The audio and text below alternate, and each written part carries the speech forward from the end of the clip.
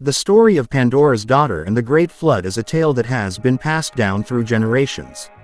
It is a story of tragedy, survival, and hope. The story begins with the creation of the world by the gods.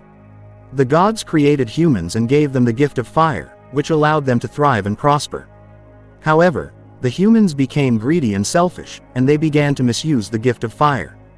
This angered the gods, and they decided to punish the humans. The gods created a woman named Pandora and gave her a box that contained all the evils of the world. They warned her not to open the box, but her curiosity got the better of her, and she opened it. The evils of the world were released, and they spread throughout the world, causing chaos and destruction. Pandora's daughter, whose name was Pyrrha, was born after the release of the evils. Pyrrha was a kind and gentle soul, and she was loved by all who knew her. She grew up in a world that was filled with suffering and pain, but she remained hopeful and optimistic. One day, Pyrrha had a dream in which she saw the world being destroyed by a great flood. She knew that the dream was a warning from the gods, and she decided to warn the people of her village. However, no one believed her, and they laughed at her warning.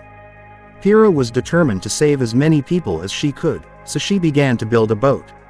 She worked tirelessly, day and night, until the boat was complete. She then went to the village and begged the people to come with her, but they still did not believe her. Pyrrha was heartbroken, but she did not give up. She went to the nearby towns and cities and warned the people there. Some of them believed her, and they joined her on the boat. Others laughed at her, and they perished in the flood. The flood came, and it was more devastating than Pyrrha had ever imagined. The waters rose higher and higher, and the world was consumed by the flood. Pyrrha and the people on her boat were the only survivors. They drifted on the waters for many days, until they finally came to rest on a mountaintop.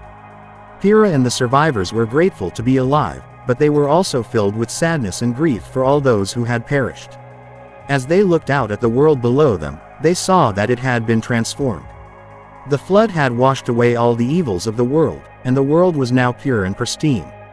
The gods had given the world a second chance, and Pyrrha and the survivors were determined to make the most of it.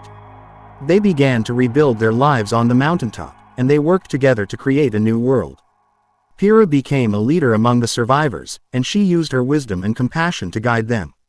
Years passed, and the world began to flourish once again.